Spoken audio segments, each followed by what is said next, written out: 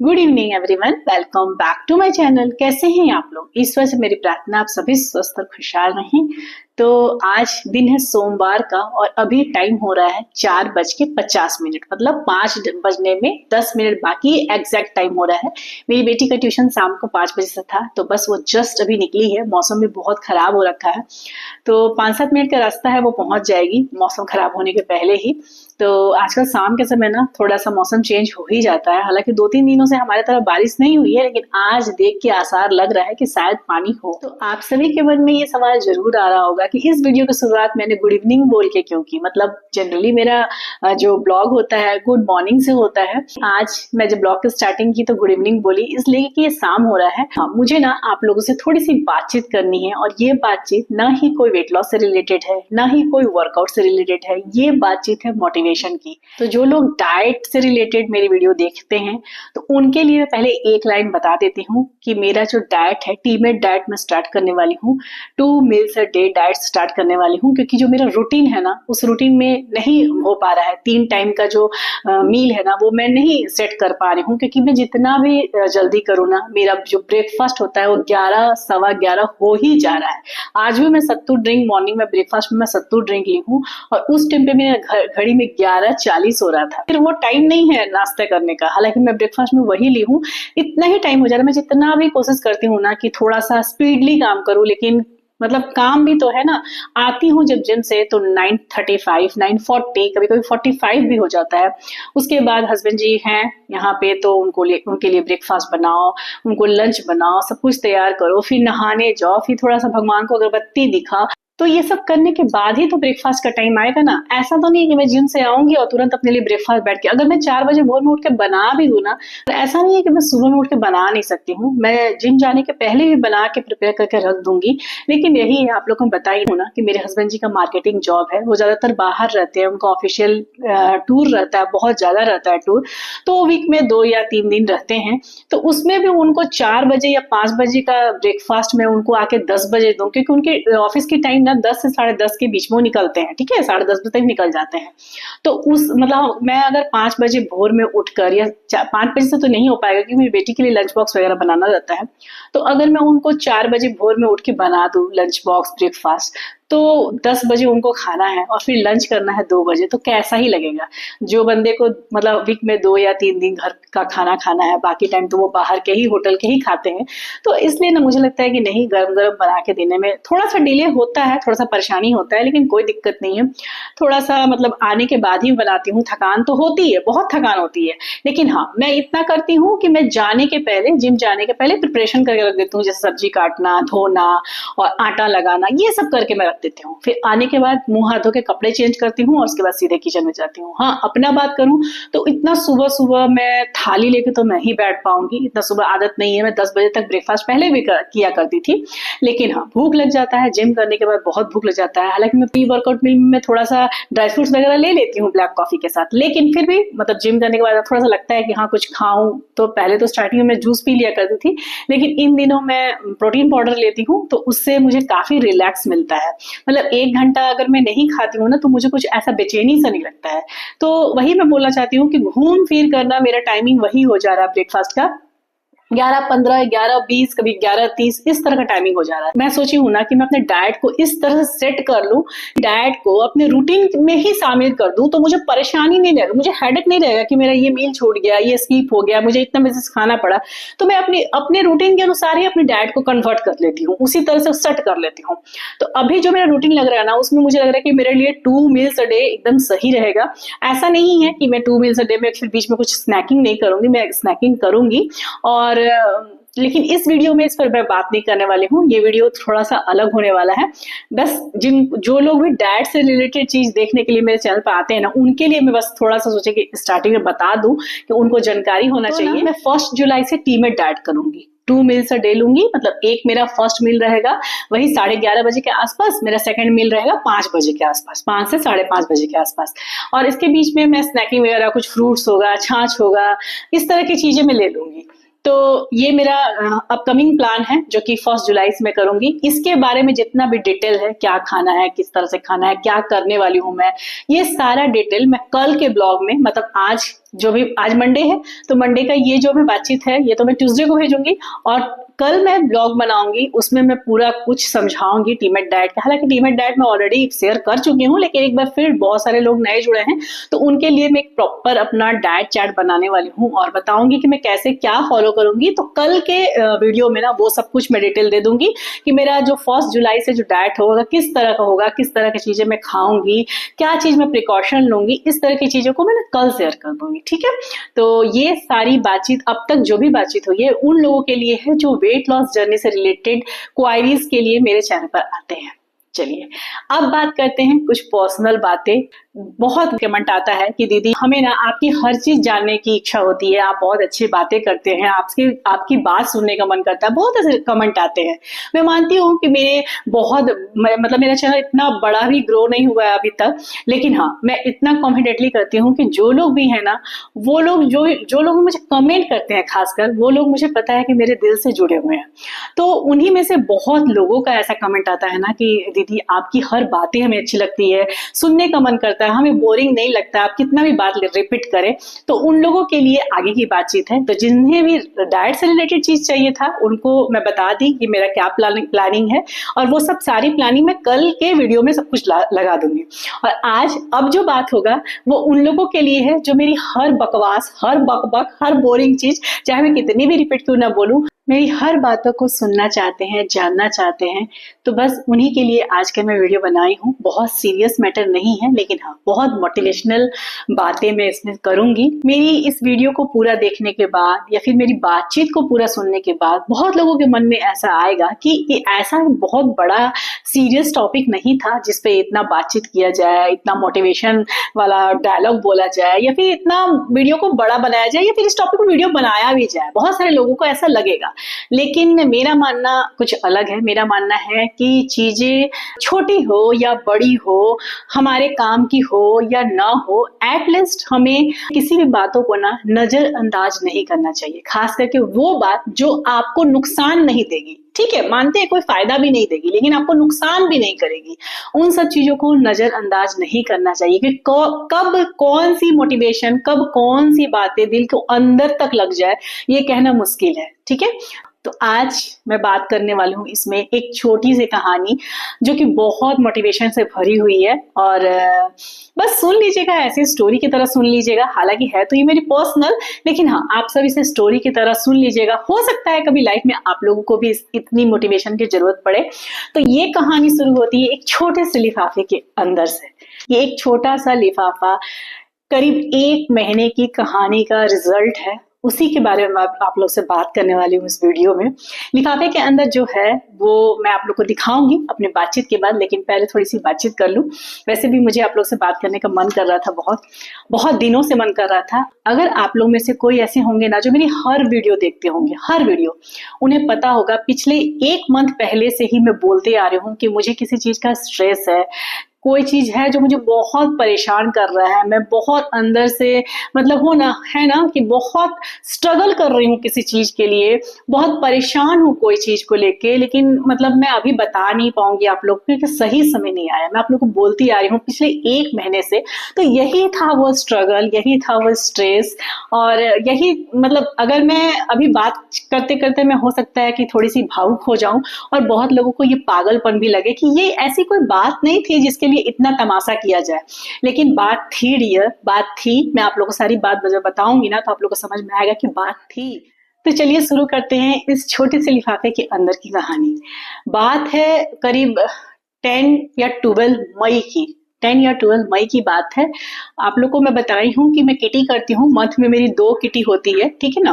तो किटी में जब मैं गई थी ना तो ऐसे रेंडमली हम बात कर रहे थे, ऐसे कोई टॉपिक नहीं था, रेंडमली बात कर रहे थे। और बात करते करते ना बात आया, एक है मेरी किटी में ना बहुत सारी ऐसी लेडीज है ना जो मुझसे बड़ी भी हैं, कुछ हमसे छोटी भी हैं। तो जो बड़ी है ना उनको हम दीदी ही करके बोलते हैं। तो एक दीदी है, वो ऐसे कुछ बात उठा तो पासपोर्ट का बात आ गया कि हाँ किसके पास पासपोर्ट है, किसके पास नहीं है। तो फिर ऐसे रेडमली मैं बोली कि मेरे पास पासपोर्ट नहीं है।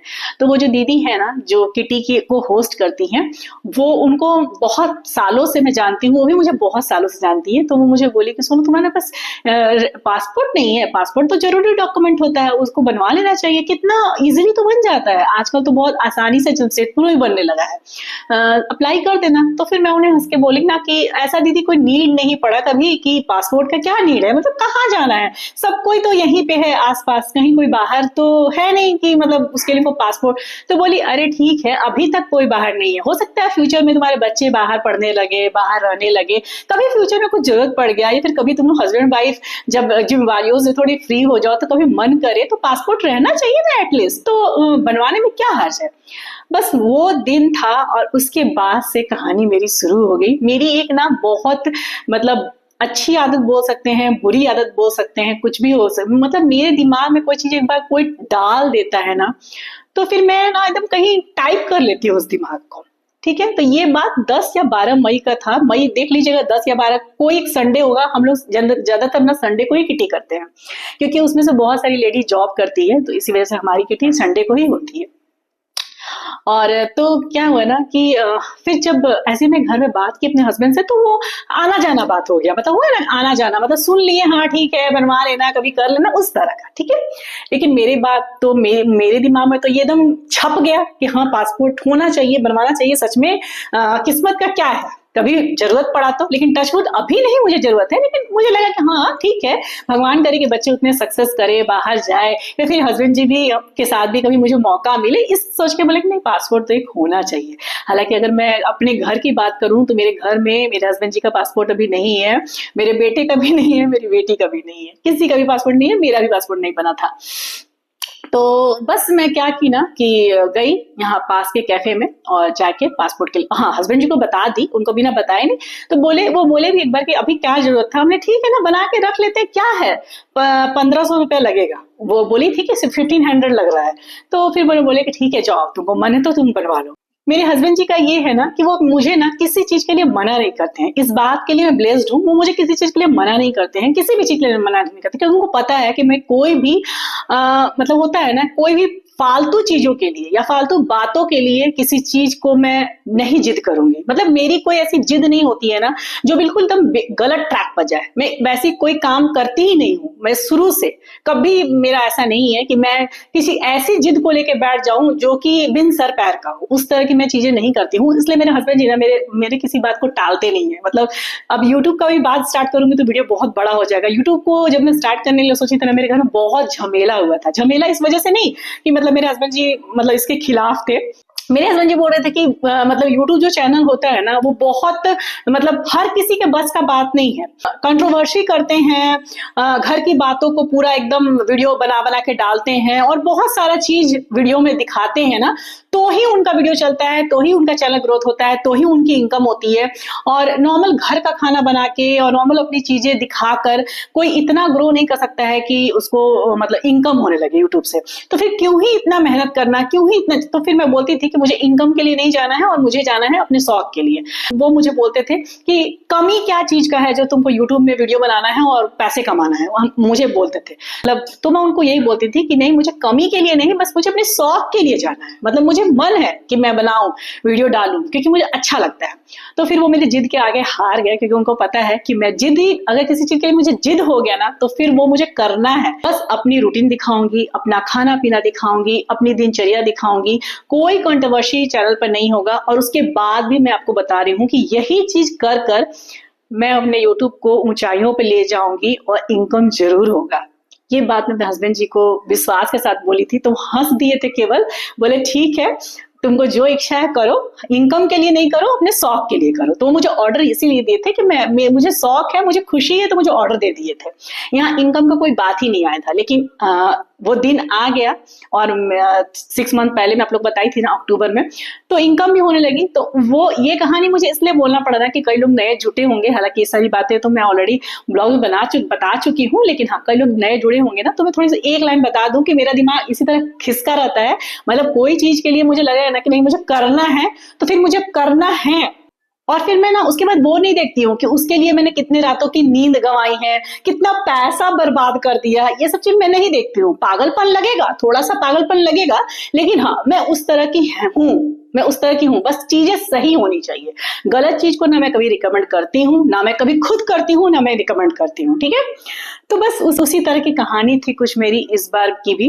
पासपोर्ट बनाने का बात आया तो बस वही, मेरे हस्बैंड जी पहले तो बोले कि क्या नीड है, फिर जब देखे कि नहीं मुझे मन है तो फिर मना भी नहीं किए, बोले ठीक है जाओ अप्लाई कर दो। तो मैं यहाँ शाम पास में ही, मेरे घर से थोड़ी सी दूरी पर, इतना भी पास नहीं है, गाड़ी से जाना पड़ता है, जहाँ मेरी बेटी को ट्यूशन है ना उतना दूर तक जाना पड़ता है। तो वहाँ पे एक कैफे है, वो भैया बहुत अच्छे हैं, उनसे मैं बहुत सारी चीजें, आधार का, जैसे मेरा हमारा फ्लैट चेंज हुआ ना, जब मैं 2 BHK फ्लैट में पहले रहती थी, आप लोगों को बताई हूँ, फिर ये मेरा नया फ्लैट है, तो जब मैं इसमें आई तो एड्रेस चेंज करवाना, बहुत सारी चीजें मैं उनके कैफे में जाके करवाती हूँ। वो मुझे बहुत पहले से जानते हैं। वैसे भी मैं आप लोग को बताई हूँ कि जिस शहर में रहती हूँ मेरा होम टाउन है, यहाँ मेरा यहाँ जन्म हुआ है, पढ़ाई लिखाई हुआ है, कॉलेज हुआ है, शादी हुआ है, और शादी के बाद मेरा ससुराल ना बोकारो में था। मेरे हस्बैंड जी का पढ़ाई लिखाई, उनकी जो मतलब स्कूलिंग, कॉलेज जो भी थी उनकी, वो सब उनकी बोकारो में हुई है, ठीक है। लेकिन फिर मेरे हस्बैंड जी का जॉब यहाँ लग गया ना, तो शादी के करीब 2 साल के बाद हम यहाँ शिफ्ट हो गए। तो पहले तो हम रेंट में रहते थे, लेकिन फिर मेरी बेटी का जिस साल जन्म हुआ था ना, उसी साल हमने अपना नया फ्लैट लिया था 2 BHK वाला। और अभी ये जो फ्लैट है ना, ये 3 BHK फ्लैट है, ये हमने लिया है 2022 को। सॉरी डियर, बात थोड़ा लंबा हो जाएगा। एक तो मुझे ना बात करने की आदत भी है, और दूसरा ना कि मैं चीजों को अच्छे से बताना चाहती हूँ ताकि आप लोग अच्छे से, मतलब क्या बोले, मोटिवेट हो मेरी बात से, ठीक है। तो वो भैया ना बहुत मतलब कोऑपरेट करने, हर चीज समझाते हैं, जैसे कुछ डॉक्यूमेंट है तो मुझे समझाते हैं कि हाँ ये वो फलाना ठिकाना।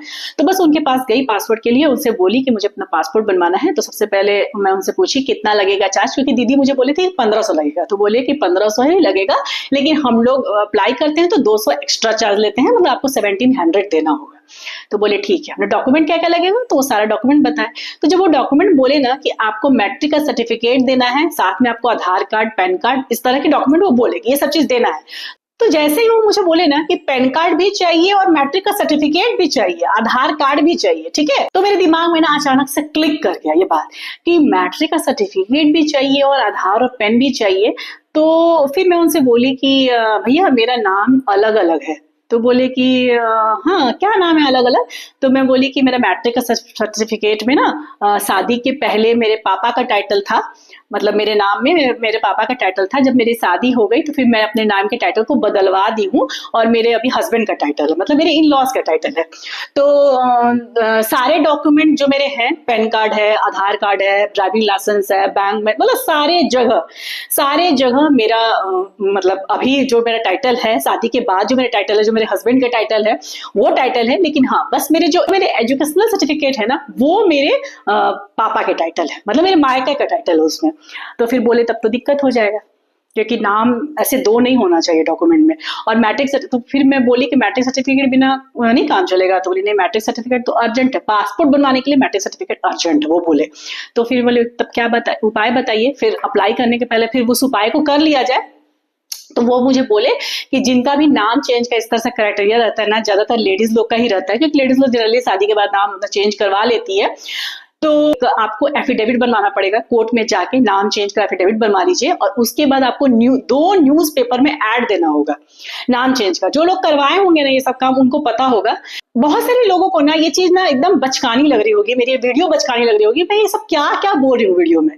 तो बचकानी या मजाकिया उन लोगों को लगेगी जिन्हें बैठे बैठे सब कुछ मिल गया हो, होता है ना कि बैठे बैठे थाली में सजा के मिल गया हो, या फिर उनको लगेगी जिनको होता है ना कि उनको कुछ करना धरना तो है नहीं, बस क्या करना है, तो बस ये दूसरे की बातों पर कमेंट करना है कि अरे इसका क्या है, इसका क्या मतलब है, ये क्या फायदा है। तो जो लोग कुछ नहीं कर सकते हैं ना, वो या तो बोलते हैं, या फिर जिनको सब कुछ बैठा बिठाया मिल जाता है ना, वो बोलते हैं। जो लोग सच में स्ट्रगल करते हैं ना, किसी भी चीज का यहाँ बात कर रही हूँ, अगर कोई लाइफ में कर रहा हो, यहाँ केवल ये छोटी सी डॉक्यूमेंट की बात नहीं हो रही है, यहाँ लाइफ के हर सिचुएशन की स्ट्रगल की बात हो रही है। जो लोग अपनी लाइफ में स्ट्रगल करते हैं ना किसी चीज के लिए, उनके पास कभी बैठिएगा, उन लोगों के पास बैठ के टाइम पास करने की कोई नीड नहीं है, जिनको या तो बैठा बिठाया सब कुछ मिल गया हो, या फिर उनको कुछ करना धरना है नहीं, बस खाली बैठ के और चपाई बोलना है। बस वैसे लोगों से थोड़ा दूर बना के रहने में ज्यादा भलाई है, मुझे ऐसा लगता है। या और मैं ना ये एक्सपीरियंस के साथ बोल रही हूँ। तो भाई जिनके लिए स्ट्रगल की बात नहीं है, जिनके लिए बहुत छोटी बात है, उनका बात मैं नहीं कर रही हूँ। और उनके लिए भी मैं ये बात नहीं कर रही हूँ जिनको लगता है कि अरे ये क्या है, मतलब जिनको कुछ करना नहीं है उनके लिए तो क्या है, सच में कुछ नहीं है। लेकिन हाँ, जिनके लिए सही मायने में स्ट्रगल क्या होता है, अगर जो समझते हैं किसी भी फील्ड में, अगर सही मायने में जो स्ट्रगल समझते हैं, वो मेरी बातों से अच्छे से खुद को रिलेट कर पाएंगे। यहाँ बात सिर्फ एक छोटे से डॉक्यूमेंट की नहीं है, यहाँ बात बहुत डीप है, ये समझने की बात है। और ये वही लोग समझेंगे जो सच में उस चीज को फील कर सकेंगे, ठीक है ना। तो बैठे बिठाए हलवा पूरी खाने वाले ये सबको फील नहीं कर पाएंगे, और जिन्हें कुछ लाइफ में करना ही नहीं है वो भी इस बात को फील नहीं कर पाएंगे। तो मेरा बात भले थोड़ा सा लग रहा होगा, लेकिन हाँ, ये बात सच है, ठीक है। और ये मैं अपने एक्सपीरियंस से बोल रही हूँ। जिनको पासपोर्ट नहीं, जिनका है ना, उनको बनवाना होगा ना, वो भी लोग सीख जाइए आप लोग कि कैसे क्या मैं किस तरह के प्रॉब्लम से गुजरी हूँ, ताकि आप लोग को भी कुछ जरूरत पड़े तो आप लोग डायरेक्ट अपना, होता है ना कि सही काम सही दिशा पर आप लोग आगे बढ़ सके। तो मुझे बोले कि आप जाके पेपर में ऐड दे दीजिएगा, अपने नाम चेंज का, पहले एफिडेविट बनवा दीजिएगा। तो उसके बातचीत हो गया, आ गई मैं, अप्लाई नहीं की क्योंकि प्रॉब्लम आ गया था, तो अप्लाई नहीं की। तो फिर अपने हस्बैंड से जाके बोली ये बात, तो मेरे हस्बैंड जी बोले कि इतना तो अर्जेंट नहीं है, छोड़ लो ना। तो फिर मैं बोली कि अच्छा ठीक है, छोड़ देती हूँ। फिर मेरे हस्बैंड जी बाहर गए टूर पर, फिर मेरा दिमाग बेचैन कि कैसे नहीं हुआ, हो जाना चाहिए, इतना इजी तो है, चलो ना एक कोशिश और करते हैं। ऐसा करके मैं चली गई कोर्ट, ठीक है। मैं आप लोगों को बहुत बार ब्लॉग में पीछे बोलती होंगी कि मैं बाहर गई हूँ, मैं आज दिन भर बाहर थी, इन सब चीजों में पड़ी हुई थी, इन सब चीजों में बहुत पड़ी हुई थी। बहुत लाइट लगता होगा बहुत सारी चीजों लोगों को, लेकिन जब गर्मी के जेठ में आप एकदम धूप में कोर्ट पे जाके अपना काम करवाएंगे ना, तो जो करवाते हैं उनसे पूछिए। मैं बोली ना कि जिनको बैठे बिठाए फ्री में मिल जाता है ना, उनको नहीं पता रहता है, ठीक है ना। और जनरली ना मैं अपने घर का सारा ये जो वर्क है ना, बैंक से रिलेटेड, बच्चों का स्कूल से रिलेटेड, सब कुछ मैं की हूँ। मैं बहुत प्राउड के साथ करती हूँ, मैं बहुत प्राउड के साथ करती हूँ। ये मेरा होम टाउन है, मैं आप लोग को बताइए कि मेरा होम टाउन है, तो मुझे यहाँ के सारी चीज की जानकारी है, कहाँ कोर्ट है, कहाँ क्या है, सब कुछ जानकारी है। मेरे हस्बैंड जी को तो ठीक है, वो भी काफी सालों से रह रहे हैं यहाँ पे, तो उनको भी जानकारी हो गई है। लेकिन मुझे अच्छा लगता है, मुझे अपना काम खुद करना अच्छा लगता है। मैं उस तरह की नहीं हूँ कि भाई, कितने लेडीज होती है ना कि मेरे तो हस्बैंड ही करके दे देते हैं, हस्बैंड ही कर, तो मेरे भी हस्बैंड करके दे देंगे, ऐसा नहीं है मेरे हस्बैंड करके नहीं देंगे, वो भी करके दे देंगे, लेकिन मैं खुद करना चाहती हूँ, मुझे अच्छा लगता है खुद कर। बस पैसे मेरे हस्बैंड जी लगाते हैं, उसमें मेरा हाथ नहीं होता है। मतलब मैं अपने पागलपन में जितना भी पैसा बर्बाद करती हूँ ना, वो सारे मेरे हस्बैंड जी का लगा हुआ है। बस इस बात से ब्लेस्ड हूँ ना कि गुस्सा तो करते हैं, लेकिन हाँ, करते भी हैं। और मैं ना अपने हस्बैंड जी को बिना बताए कोई काम नहीं करती हूँ, बता के उनको हामी ले लेती हूँ, ना बोलते हूँ, उस ना को मैं हाँ में बदलवा देती हूँ, उसके बाद करती हूँ, लेकिन करती हूँ उनको बताकर।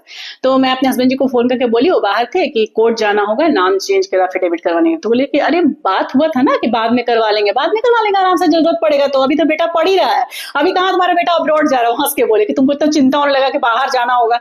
हमने अरे ठीक है ना, वो थोड़ी ना बात है, बात तो ये नहीं है कि कहीं जाना है, बात ये है कि बनना चाहिए भाई, दिमाग में आ गया मेरे। तो बोले ठीक है जाओ बनवा लो। तो फिर गए वहां कोर्ट में, एफिडेविट बनवा के, मुझे नहीं जानकारी थी कि कैसे एफिडेविट बनता है, मुझे लगा वकील लोग हैं बना देंगे। एफिडेविट में वो बोले कि क्या मतलब किस मैटर है, क्या मैटर है। तो मैं बोली ऐसे ऐसे बात है, पासपोर्ट बनवाना है, नाम मेरी शादी के पहले मेरे पापा का टाइटल था, अब मेरे पति का टाइटल है, तो वो चीज उसमें दर्शाना है। तो वो लोग मुझे एफिडेविट बनवा के दे दिए, उसका पैसा लगा, और पैसा मतलब एक एक अमाउंट तो मैं नहीं बोल सकती हूँ हर चीज का, अच्छा नहीं लगेगा, लेकिन हाँ वो मुझे बोले एफिडेविट बनवाने के लिए, मैं एफिडेविट बनवाई। और एफिडेविट बनवाने के बाद ना फिर मैं वही कैफे वाले भैया के पास गई थी जो मुझे बोले थे कि आपको एफिडेविट बनवाना होगा और न्यूज़पेपर में ऐड देना होगा। तो उनसे ही मैं ना उनके पास गई और उनको बोली कि भैया मैं एफिडेविट तो बनवा ली हूँ, बस अब न्यूज़पेपर का ऐड का मतलब बता दीजिए जानकारी। तो मुझे 2 न्यूज़पेपर वाले का नंबर दिए और बोले कि इस नंबर पे आप कॉल कर लीजिएगा, वो आपको एफिडेविट बनवा के दे देंगे, उसका चार्ज लगेगा, ठीक है। वो भी बात सही हुआ, उनको भी मैं न्यूज़पेपर जो नंबर दिए थे उनसे बात की, दो लोकल न्यूज़पेपर थे, उनसे बात की और उनको बताई, और पेपर में न्यूज़ ऐड छप गया। उसके बाद जब छपा तो फिर मैं लेके उस कैफे वाले भैया के पास फिर से गई।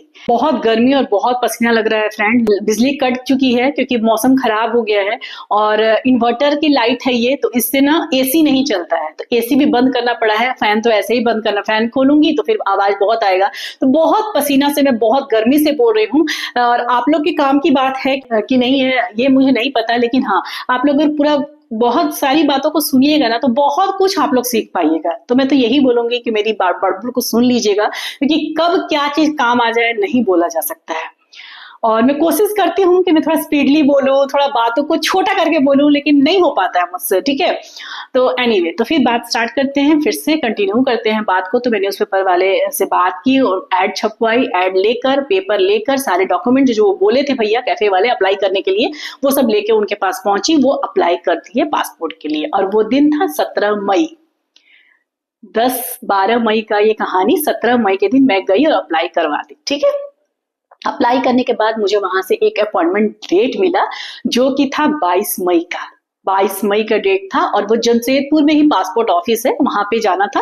वो बोले कि इस डेट पर सारे डॉक्यूमेंट को, पेपर वगैरह को लेकर आप चले जाइएगा। वहां आपका ये होगा, मतलब फोटो होगा प्लस आपका डॉक्यूमेंट वेरिफिकेशन होगा, उसके बाद आगे का प्रोसेस स्टार्ट हो जाएगा। तो फिर मैं उसी डेट पर पहुंची, सारे डॉक्यूमेंट लेकर। पूरे दिन मैं गायब थी घर से। मैं आप लोग को बोली भी थी कि मैं पूरे दिन आज वीडियो नहीं बना पाई हूँ, क्योंकि पूरे दिन मैं बिजी थी, तो मैं इसी चीज के लिए बिजी थी। तो फिर मैं वहां गई, पासपोर्ट ऑफिस हमारे घर से थोड़ी दूरी पर है। तो गई वहां पे, अपना डॉक्यूमेंट वेरिफिकेशन करवाई। वो बोले नाम चेंज है, तो मैं बोली हाँ। तो न्यूज़पेपर में ऐड करवा के लाए हैं? हाँ लाए हैं। मैं तो पहले से गाइड ले ली थी कि न्यूज़पेपर में ऐड करवाना पड़ेगा। दोनों पेपर दी, वहां मेरा फोटो हुआ, मेरा डॉक्यूमेंट वेरिफिकेशन हुआ, ऑलमोस्ट सब कुछ डन हो गया। फिर मैं उनसे बोली कि आगे क्या होगा प्रोसेस, तो वो बोले कि आगे आपका पुलिस वेरिफिकेशन होगा। आपके आसपास जो भी थाना एरिया होगा ना, वहां से आपको एक कॉल जाएगा, पुलिस वेरिफिकेशन होगा, उसके 20-25 दिन के बाद आपको पासपोर्ट घर पे मिल जाएगा। मैं चलो ठीक है। और अगर पैसे की बात करूं तो इस समय तक, जितना तक मैं आप लोगों को कहानी बताई, उस समय तक मेरा 5,000 रुपया लग चुका था। 5,000 रुपीज मैंने खर्च कर दिया है 1500 के पासपोर्ट के लिए। 1500 का पासपोर्ट बनवाना था, 1500 लगता है अप्लाई करने के लिए, ऐसा मुझे दीदी बोली थी। और अब तक जो मैं आप लोग से बात शेयर की हूँ, उसमें मैं 5,000 रुपये लगा दी थी अपना, ठीक है। कितनी बेवकूफी लगती होगी ना सब लोग को, लेकिन हूं मैं बेवकूफ, क्योंकि मैं जिद्दी हूँ। मेरे डिक्शनरी में ना नहीं है। मतलब मुझे लगता है ना कि जो चीज ना हो जाती है ना, वो मुझे लगता है कि नहीं, अब मुझे वो करनी है, अब चाहे जो है। मैं जानती हूँ इतनी छोटी सी चीजों के लिए इतना कीमत देना, अभी कीमत कम खत्म नहीं हुआ है, अभी और है स्टोरी। बेवकूफी है, लेकिन बेवकूफी ही सही, लेकिन मैं कर देती हूँ। जो ठानी हूँ वो पूरा कर देती हूँ। ये मेरे अंदर है चीज, पागलपन बोलिए, जो भी बोलिए, लेकिन हाँ है। मैं मानती हूँ इस बात को, गलत है सही है आई डोंट नो, बट है। उसके बाद पुलिस वेरिफिकेशन के लिए मुझे कॉल आया, करीब 8 से 10 दिन के बाद पुलिस वेरिफिकेशन के लिए मुझे कॉल आया हमारे घर के पास जो थाना है वहां से। और बोले कि आप सारे डॉक्यूमेंट अपना लेकर आ जाइए थाना, आपका वेरिफिकेशन के लिए, मतलब वहां से बुलाया गया। मैं गई, वहां सारा पेपर मेरा डन हो गया, ठीक है। अब अगला प्रोसेस ये था कि मेरा डॉक्यूमेंट 20 से 25 दिन के अंदर मेरा पासपोर्ट जो है मेरे घर पे आना था। पासपोर्ट आने का मैं इंतजार कर रही थी। उसके जस्ट पुलिस वेकेशन होने के जस्ट 1 वीक भी नहीं हुआ होगा, आई थिंक 3 से 4 दिन के बाद ना मुझे एक लेटर आया। मैं दरवाजे जब खोली तो बोले कि पासपोर्ट ऑफिस से आया है लेटर। तो मैं तो पहले सोची कि लेटर, पासपोर्ट ऑफिस से लेटर, पासपोर्ट ऑफिस से तो पासपोर्ट आना चाहिए। तो फिर मैं सोची कि चलो यार अब क्या बोले, स्पीड पोस्ट से आया था, पोस्टमैन लेके आया था। तो मैं ली, पेपर को खोली, मतलब वो जो आया था नोटिस आया था मुझे मेरे नाम से। तो मैं नोटिस को खोली तो उसमें लिखा हुआ था कि आप जो कंसेंट दी थी, मतलब जो न्यूज़पेपर का जो एड है आपका, उसको रिजेक्ट कर दिया गया है। उसको रिजेक्ट कर दिया गया है, तो आप उसको रिव्यू में, मतलब आपको फिर से पेपर में ऐड देना होगा, सही कंसेंट बनवाना होगा। अब तो मेरा दिमाग एकदम आउट ऑफ कंट्रोल चला गया था, आउट ऑफ कंट्रोल। मतलब इतना ज्यादा मैं फ्रस्ट्रेट हो गई थी कि अब ना पीछे जाने का रास्ता, अब ना आगे जाने का रास्ता। ऑलरेडी मैं 5-6 हजार रुपए बर्बाद कर चुकी हूँ, ऑलरेडी मेरे रातों की नींद उड़ गई है, मेरा दिमाग एकदम अप एंड डाउन हो गया है, बहुत परेशान। मतलब मैं क्या करूं। जब अपने हस्बैंड जी को बोले तो हस्बैंड जी बोले कि चलो जो हो गया सो भूल जाओ उसको, जब जरूरत होगा फिर वो बोले जब जरूरत होगा तो मैं बनवा दूंगा, जो हुआ उसको भूल जाओ, छोड़ दो। पैसा सोचना कि किसी को दान में दे दिए, फिर छोड़ दो, भूल गया, गिर गया पैसा, छोड़ दो, भूल जाओ। ये बात बोले मेरे हस्बैंड जी। लेकिन वही मैं अपनी आदत से मजबूर नहीं हुआ। क्यों नहीं हुआ, होना चाहिए। बस मेरा ये दिमाग मेरे को शांत बैठने दे ही नहीं रहा था। ना मैं सो पा रही थी, ना मैं उठ पा रही थी, ना मैं कुछ हो पा रही थी। फिर लास्ट में पहले तो मैं अगले ही दिन गई पता करने पासपोर्ट ऑफिस में। जब वो पेपर आया ना, तो मैं अगले दिन, मेरे हस्बैंड जी बोले कि जाके पूछो कि क्यों हो गया। वहां से तो लोग बोले कि सब कुछ हो जाएगा, पुलिस वेरिफिकेशन हो जाएगा, तो पेपर आ जाएगा, फिर ऐसा रिजेक्ट वाला फॉर्म क्यों आया। और भी वो ना रांची से आया था, क्योंकि हमारा जमशेदपुर का जो मेन पासपोर्ट ऑफिस है ना, उसका यहाँ ब्रांच है जमशेदपुर में, सारे काम यही होते हैं पासपोर्ट के, लेकिन रांची हेड ऑफिस है। तो चूंकि मेरा प्रॉब्लम आ गया था ना, तो इसलिए वो रांची से पेपर आया था, नोटिस आया था। तो मैं गई सीधे जमशेदपुर पासपोर्ट ऑफिस, जहां मेरा डॉक्यूमेंट वेरिफिकेशन हुआ था जमशेदपुर में, वहां मैं गई और उनसे पूछी कि क्या हुआ है। पेपर का कंसेंट बोल रहे हैं कि नोटिस आया है, मुझे नोटिस लेके गई थी कि पेपर का कंसेंट आपका सही नहीं है, इसमें क्या प्रॉब्लम है। आप लोग तो यहाँ से बोले कि सब कुछ डन हो गया है, आप ठीक से स्कैनिंग नहीं किए थे क्या। वहां डॉक्यूमेंट जो मैं लेके गई थी ना, स्कैनिंग करके वो मुझे डॉक्यूमेंट दे दिए थे। तो मैं उनसे बोली कि आप लोग क्या ठीक से स्कैनिंग नहीं किए थे क्या डॉक्यूमेंट को, पेपर को सही से। हो सकता है उन लोग को रीड में नहीं आया होगा, हो सकता है इस वजह से मेरे कंसेंट को ऑब्जेक्शन में डाल दिया गया होगा। तो वो मुझे लैपटॉप खोल के अपना दिखाया कि देखिए मैम, आपको देख के लग रहा है कि आप रीड नहीं कर पा रही हैं। तो मैं देखी तो बहुत अच्छा से रीड कर पा रही थी। मैं नहीं, सब कुछ तो ठीक से क्लियर है, तो फिर हमारे तरफ से कोई प्रॉब्लम नहीं था, तो फिर मैं तो यही बोलूंगा ना कि कोई प्रॉब्लम नहीं है, आपका डॉक्यूमेंट आ जाएगा। तो फिर मैं बोली कि तो क्या करना चाहिए भैया, मेरा तो पुलिस वेरिफिकेशन हो गया, मुझे तो लगा था सब कुछ डन है। तो बोले कि आप यहाँ से अब आपका काम कुछ भी मैं नहीं कर पाऊंगा, नोटिस आया आपको रांची से, आप वहां पे एक बार बात कर लीजिए। वो मुझे एक नंबर दिए, हालांकि नंबर तो पेपर में था नोटिस में, लेकिन वो नंबर दिए और मैं वहीं से कॉल लगाई, और वो कॉल करके बोले कि आपका कंसेंट गलत है। कंसेंट में आप जो लिखवाए थे कि कंसेंट में क्या लिखा था, वकील क्या लिखा था, मैं बता देती हूँ, मुझे तो जानकारी नहीं थी कि क्या लिखना था। वो जो वकील बोले, जो न्यूज़पेपर वाले बोले कि नाम चेंज में यही लिखा जाता है, मैं बस करते चली गई। ठीक है, तो लिखा था कि जैसे कि मेरा नाम ये है, शादी के पहले मेरा नाम ये था, शादी के बाद मेरा नाम अब ये हो गया है, और बस यही सब चीज लिखा था। और ये दोनों नाम एक ही इंसान के हैं, था कि दोनों एक ही पर्सन है, मतलब शादी के पहले जो मेरा नाम था सोनू कुमारी ओझा, और शादी के बाद सोनू उपाध्याय, ये दोनों एक ही दोनों एक ही पर्सन है। ये चीज वो कंसेंट में उस पेपर में लिखा था। तो वो लोग वही छापे थे, तो मुझे लगा था कि नहीं यही होता है, वो लोग बोले भी कि यही होता है, नेम चेंज का यही प्रोसेस है। तो मैं फिर आंख मूंद के मतलब लगा कि हाँ ठीक है भाई, जो लोग का रोज का काम है, मैं तो कभी करवाई भी नहीं हूं, तो मैं बोली ठीक है। तो वो बोल रहे हैं कि आपका कंसेंट गलत है, इसमें आपको ये सब चीज नहीं लिखना चाहिए। मैं लिखवा दी कि सोनू कुमारी ओझा और सोनू उपाध्याय, उन लोग जो लिखे, मैं लिखवाई कुछ नहीं थी, वो लोग सब अपने किए थे, कि सोनू कुमारी ओझा और सोनू उपाध्याय एक ही पर्सन का नाम है, ये कंसेंट ही गलत है।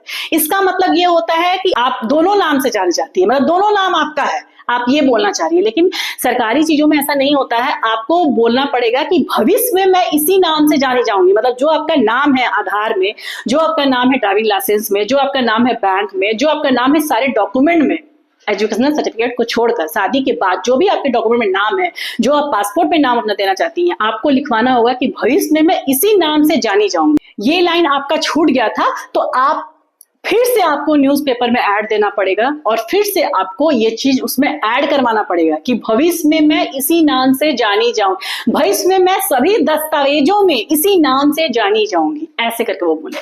और साथ में ये भी बोले कि एक हिंदी पेपर में और एक इंग्लिश पेपर में नाम करवाइएगा ऐड। पहले, इससे पहले जो मैं प्रोसेस की थी तो दोनों हिंदी न्यूज़पेपर में ही था। अब मुझे समझ में नहीं आ रहा था कि मुझे क्या करना चाहिए, रुकना चाहिए या पीछे चलना चाहिए। लेकिन मैं अपने स्वभाव से बहुत मजबूर हूँ, मैं नहीं पीछे जा सकती हूँ किसी चीज के लिए। मुझे कोई चीज करना है तो करना है, और ये चीजें मेरे पापा से मेरे पर आया है।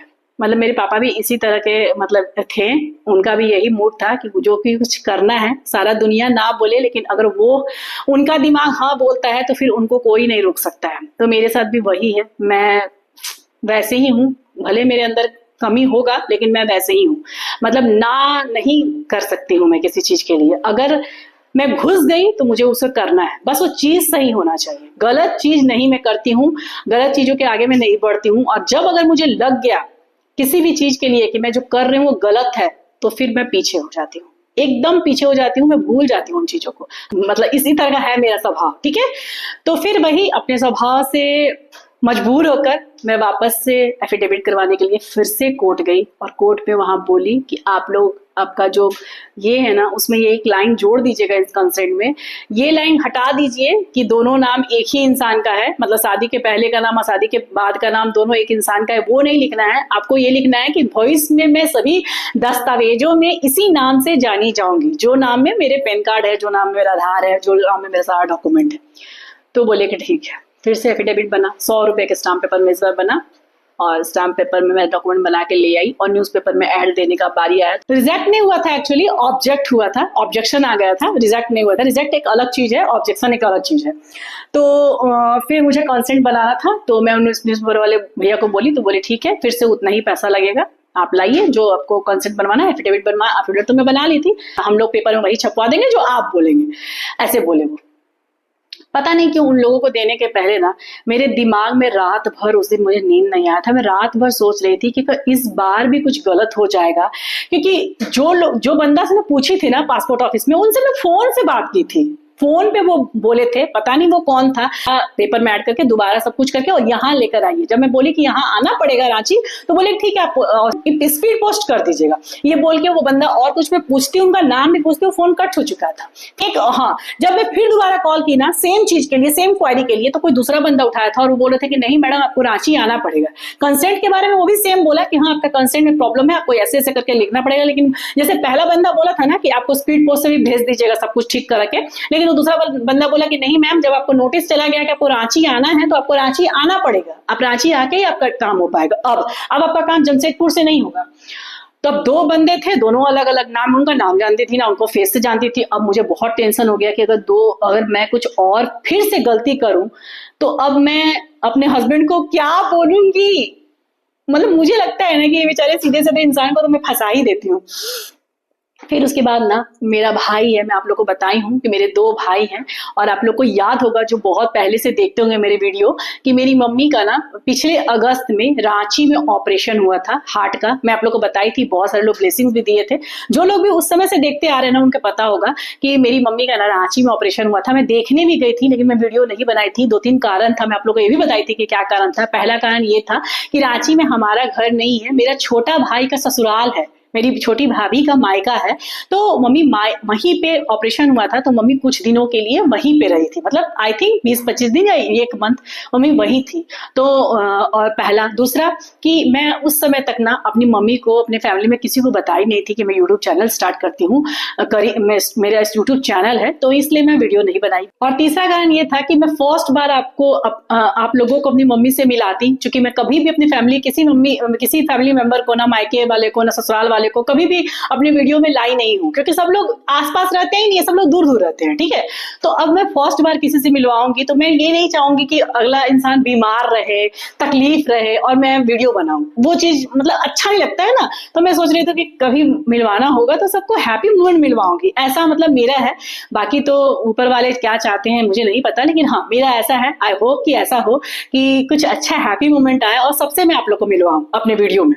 ठीक है, अपने मायके लोगों को भी, अपने ससुराल के लोगों को भी, क्योंकि बहुत लोगों का ये रहता है कि भाई आप किसी को दिखाती नहीं है, ससुराल वाले लोग नहीं आते हैं, मायके वाले लोग नहीं आते हैं, तो ये सब बहुत दूर दूर है, कैसे आएंगे, इतना पॉसिबल नहीं है, कोई इतना फ्री नहीं है। सभी के बच्चे बड़े हो गए हैं, पढ़ाई है, लिखाई है, मेरे खुद के भी है जिम्मेदारी, इतने सारे एनीवे। तो कहानी स्टार्ट करते हैं फिर से, अभी खत्म हुई नहीं है कहानी एक्चुअली।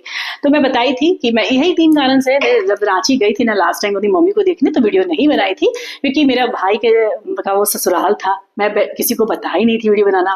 तीसरा कि मेरी मम्मी बीमार थी, बीमार मम्मी से मैं आप लोगों को वीडियो के थ्रू नहीं मिलवाना चाहती थी। मैं चाहती थी मम्मी मेरी स्माइल करे, हंसे, स्वस्थ रहे, तब मैं आप लोग से वीडियो मिलाऊंगी। इस वजह से ना मैं वीडियो नहीं बनवाई थी। लेकिन मैं आप लोग को बताई थी कि मेरा भाई का ससुराल है, छोटे वाले भाई का, मेरे 2 भाई है, मेरे से छोटे हैं दोनों, एक बड़ा है एक छोटा है, तो छोटे वाले भाई का ससुराल रांची में है। तो मैं अपने भाई को फोन की और उसको बोली कि मुझे सिर्फ एक ऐसा बंदा चाहिए जो कि पासपोर्ट ऑफिस में, जिसका आना जाना हो, पासपोर्ट ऑफिस में वो काम करता हो, जो मुझे सही कंसेंट बता दे, सही चीज बता दे कि मुझे करना क्या है, तब मैं आगे बढ़ूंगी। क्योंकि पैसा ऑलरेडी अब तक 7,000 खर्च हो चुका था, अब तक 7,000 खर्च हो चुका था। मैं एक एक जगह का पैसा नहीं बता पाऊंगी इसलिए कि अच्छा नहीं लगता है, लेकिन अब तक मेरा 7,000 खर्च हो चुका था। 1,500 के पासपोर्ट के लिए अब तक 7,000 खर्च हो चुका था। तो मेरे भाई को मैं बोली तो वो मुझे एक नंबर दिया।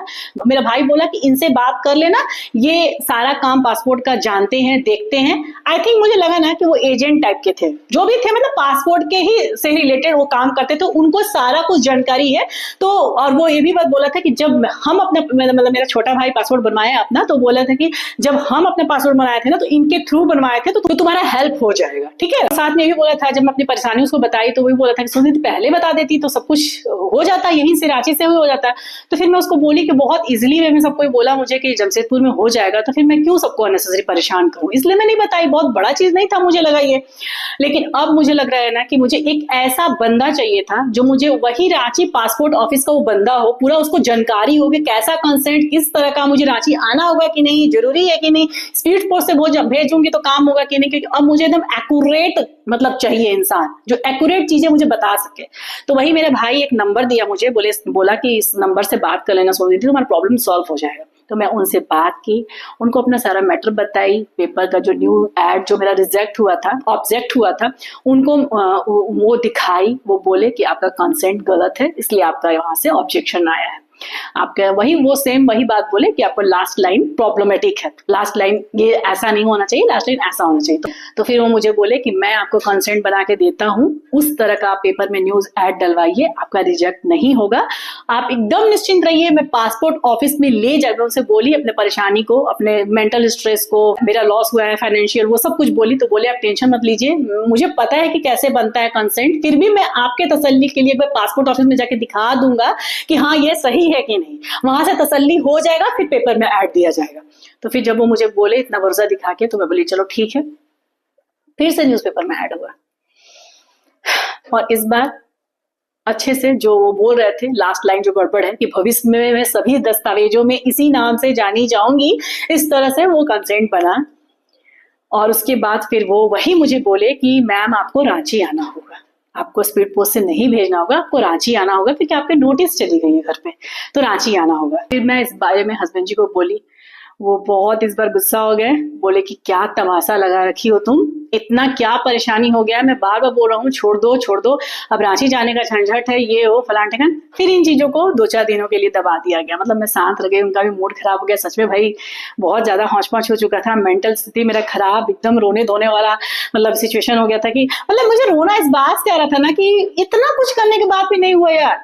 और ये भी बात से लग रहा था कि बहुत पैसा मतलब बर्बाद हो गया। तो फिर ना हस्बैंड जब गुस्सा किया ना, तो 2-4 दिनों के लिए मैं इस बात को थोड़ा सा शांत कर दी, क्योंकि सच में भाई बेचारे का मतलब अच्छाई का भी तो फायदा ही उठाने लगी, मुझे ऐसा लगा। मैं सोची कि अपने बेटा को जब बोली तो बोला मेरा बेटा कि मम्मी मैं बनवा दूंगा जब जरूरत पड़ेगा, तो अभी क्यों हड़बड़ा रही है, छोड़ दो, रहने दो। तो फिर मैं अपने बेटा को बोली कि बेटा ऑलरेडी 7-8 हजार रुपये खर्च हो चुका है, फिर से पीछे जाना, और फिर भी जब भी तुम करवाओगे ना, या फिर पापा भी करवाएंगे ना, तो यही सिचुएशन होगा कि मेरे नाम में प्रॉब्लम है, एफिडेविट देना ही पड़ेगा, बनवाना ही पड़ेगा, ऐड देना ही पड़ेगा, सब कुछ करना ही पड़ेगा, मेरे नाम में प्रॉब्लम है। तुम लोग को बहुत आसानी से बन जाएगा, किसी के नाम में यहाँ पे कोई चेंजेस नहीं है, मेरे नाम में केवल चेंजेस है। तो बात समझो, अभी कुछ और खर्च करेंगे तो हो जाएगा, अदरवाइज फिर उतना ही खर्च करना पड़ेगा। तो फिर मैं अपने हस्बैंड जी को बोली कि मतलब मैं ना ऑर्डर दे देती हूँ। तो मैं अपने हस्बैंड जी को बोली कि मुझे करना है। तो फिर वो चुप।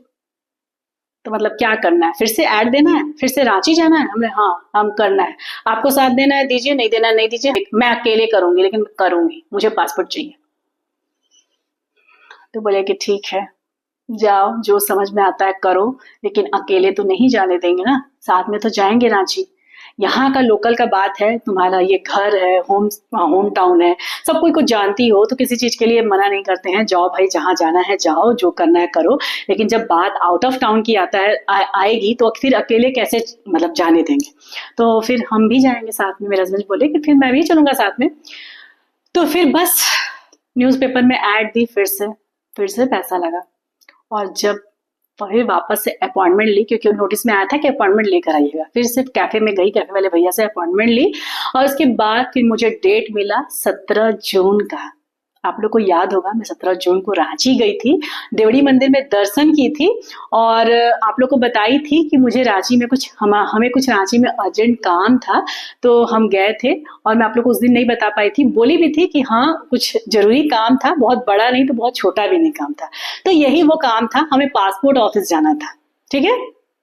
तो हम कैब बुक करवा के गए थे। हमारी गाड़ी है अपना, और ऐसा नहीं है कि मेरे हस्बैंड जी चला के रांची नहीं ले जा पाएंगे, लेकिन हाँ, मेरे हस्बैंड जी ना बहुत जर्नी करते हैं, बहुत जर्नी, उनकी अनलिमिटेड जर्नी होती है। गाड़ी ड्राइव करके जाना आना, बोल रहे थे कि नहीं हो पाएगा, क्योंकि फिर उनको ना 2-4 दिन के बाद फिर से आउट ऑफ स्टेशन, उनको बहुत जर्नी वाली जॉब है उनकी, बहुत मार्केटिंग में है ना, तो बहुत टूर होती है। तो बोले कि कैब कर लेते हैं, रिलैक्स से जाएंगे, रिलैक्स से आएंगे। तो फिर मैं उन्हें बोली भी कि इतना पैसा खर्च हो चुका है। फिर कैब वाले ना 4000 मांग रहे थे, मतलब 3800 मांग रहे थे। तो मैं बोली कि फिर से पैसा खर्च हो जाएगा। तो हंस के बोले कि तुम उतना तो कर दी है, और 2-4 हजार का आप चिंता मत करो। तो बस वही जो गुस्सा करने वाला इंसान है ना मेरे लाइफ में, वही इंसान कैब किए और बोले कि ठीक है, इतना पैसा लगे और 4000 लगे, आराम से कैब में जाएंगे, ठीक है।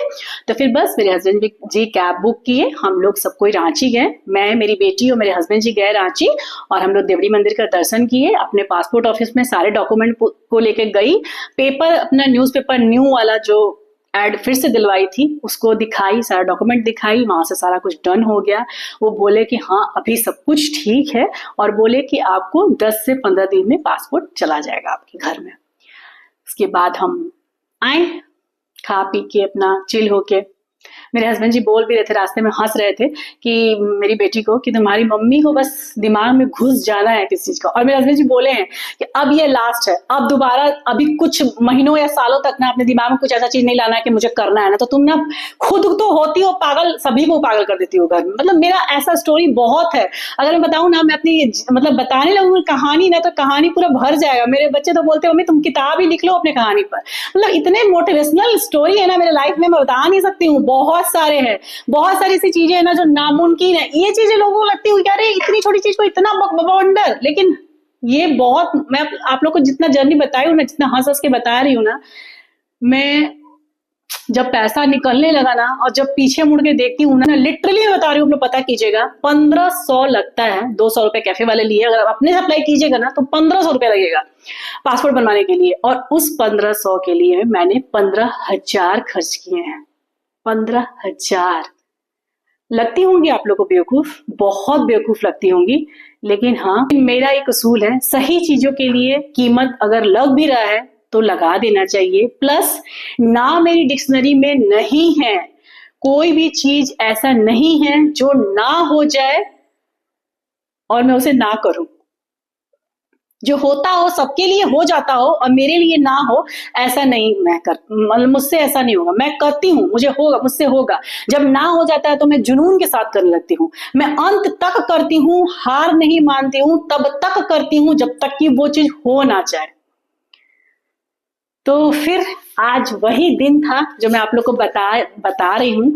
बहुत बार आप लोग को बताई हूँ कि सही समय पर आने पर बोलूंगी, स्ट्रेस चल रहा है, बहुत टेंशन चल रहा है, सही समय पर बताऊंगी। बहुत लोगों को बेवकूफियत लगेगी ये स्टोरी, ये वीडियो बहुत सारे लोगों को बेवकूफियत लगेगी कि क्या अपना मोटिवेशनल स्टोरी सुना रही है, 1500 के लिए 15,000 खर्च कर दिए, मोटिवेशन हुआ, ये बेवकूफी हुई। आप यकीन नहीं करोगे, मैं वो जो थे ना उन पासपोर्ट ऑफिस में जो मुझे बताए थे, गाइड किए थे कि ऐसा कंसेंट बनवा लीजिए, जो मैं बताई थी, मेरा भाई जिनका नंबर दिया था वो मुझे बोले थे। आज मैं उनको दोपहर, ये आज आया है दोपहर को 2 बजे, मतलब स्पीड पोस्ट से। तो जब मैं उनको कॉल करके बताई ना, तो वो मुझे यही बोले कि ये मैम अपना ये बात ना किसी को बोलिएगा मत। तो मैं बोली क्यों? तो बोले सब आपका मजाक उड़ाएंगे। वो यही बोले कि सब आपका मजाक उड़ाएंगे, ये जान करके 1500 की चीज के लिए 15,000 फेंक दिए। वो अपने थॉट से बोले और मेरा अपना थॉट है। 1500 के लिए 15,000 मैं फेंकी हूं, लेकिन मैं हार मानने वाली चीज को भी जीत पे बदली हूं। जब बहुत सारे लोग ये सोच के छोड़ देंगे कि 5,000 खर्च हो चुका है, अब नहीं होगा, बहुत लफड़ा है, जमशेदपुर से रांची जाना होगा, अब नहीं होगा, रातों की नींद छूट गई है, अब नहीं होगा, मेंटल स्ट्रेस बहुत हाई लेवल में चला गया है, अब नहीं होगा, वहां से जाकर अब नहीं होगा को अब हो गया में बदली, तो मेरे लिए बहुत प्राउड का बात है। ठीक है, तो उनका क्या नाम था कि आप इस बात को शेयर मत कीजिएगा, लेकिन फिर भी मैं आप लोग से शेयर की। जैसे मैं बताई ना, बहुत लोगों को मेरी बातें सुनना अच्छा लगता है, तो बस मैं उन्हीं लोग के लिए वीडियो बनाई हूँ और आप लोग को दिखा दे रही हूँ। उल्टा दिख रहा होगा अभी आप लोग को, ये है मेरा पासपोर्ट, जिसका अभी तो काम नहीं है, वो फ्यूचर में काम हो, लेकिन हाँ ये चीज नहीं होने वाली थी, लेकिन मैं ना को हाँ में बदल दी हूँ। मतलब कैसे नहीं होगा। तो आपके भी लाइफ में अगर कोई भी चीज ऐसी हो जो आपको लगे कि नहीं होनी चाहिए या नहीं हो रहा है, तो पूरे जी जान से उस पर जुट जाइए। जितना खर्च करना पड़े अपने हेल्थ को, अपने पैसे को, अपने क्या बोले समय को, सब खर्च कर दीजिए, बशर्ते वो चीज सही दिशा की होनी चाहिए, गलत दिशा की नहीं, गलत चीजों के लिए नहीं, सही चीजों के लिए। अगर आपको पैसा भी खर्च करना पड़े, समय भी खर्च करना पड़े, हेल्थ भी थोड़ा बहुत खर्च करना पड़े, क्योंकि मैंने मेंटल स्ट्रेस बहुत लिया है, मैं झूठ नहीं बोलूं, तो वो सब चीजों को आप खर्च कीजिए अगर आप सही दिशा में चल रहे हैं तो, ठीक है ना। ये अभी मुझे काम नहीं आएगी, लेकिन ये मेरे लाइफ का एक और मोटिवेशन बन गया। बहुत सारी चीजों के, मैं तो वीडियो पहले बनाती नहीं थी, बहुत सारी चीजों की तरह मेरी ये और मोटिवेशन बन गई कि ना होता हुआ चीज को मैं हाँ कर दी। मैं सबसे गाइडेंस ली, सब यही बोले कि छोड़ दो, अब मत करो, रहने दो। हर चीज हर लोगों के लिए नहीं होता है, बहुत लोग बोले, लेकिन मैं बोली कि नहीं, मैं अंदर की चीजें मैं नहीं दिखाऊंगी डियर, क्योंकि थोड़ी सी कॉन्फिडेंशियल होती है ना पासवर्ड जैसी चीजें, तो अंदर सारा डिटेल है, घर का एड्रेस है, नाम है, सब कुछ है। लेकिन हाँ, ये पासपोर्ट मेरा ही है, पासपोर्ट मेरे पास आ गया है आज, और बहुत सारा स्ट्रेस, बहुत सारा अप एंड डाउन से मैं गुजरी हूँ, लेकिन फाइनली ये पासपोर्ट मिल गया है मुझे, और मेरे लिए बहुत हैप्पी की बात है, बहुत खुशी की बात है। तो आप लोग को अगर मेरी बातों से थोड़ा भी आप लोग प्रेरित हुए हो, थोड़ा सा भी आप लोगों को लगा हो कि नहीं भाई बात है, वीडियो है, ताकि कोई सुन सके, कोई प्रेरणा ले सके, तो प्लीज मुझे कमेंट करके बताइएगा, मुझे अच्छा लगेगा। और अगर आप लोग को ऐसा लगे ना कि इतना बड़ा बात नहीं था जिसके लिए इतना बकवास किया जाए, एक टॉपिक ही बना दिया जाए, तो प्लीज इग्नोर कर दीजिएगा, ठीक है ना। बस मेरा मन था आप लोग से अपने फीलिंग शेयर करने का, तो बस मैं इसलिए वीडियो बना दी। तो चलिए आज का ब्लॉग इतना ही तक बंद कर देते हैं, काफी बड़ा हो गया होगा ब्लॉग, बात करते करते ना 550 हो गया, 550 नहीं, एक्चुअली 555 हो गया। मेरी बेटी आती होगी क्योंकि उसका 5 से 6 ट्यूशन था। तो अब इस बातचीत को यही बंद करती हूँ। तो आज के इस ब्लॉग से अगर आप लोग थोड़े भी मोटिवेट हुए हों, मेरी बातें अच्छी लगी हों, तो प्लीज इस ब्लॉग को एक लाइक कर दीजिएगा। चैनल पर नए होंगे तो हो सके तो मेरे चैनल को जरूर से जरूर सब्सक्राइब भी कर दीजिएगा। मिलूंगे फिर नेक्स्ट ब्लॉग में, तब तक के लिए बाय बाय, टेक केयर, जय माता दी।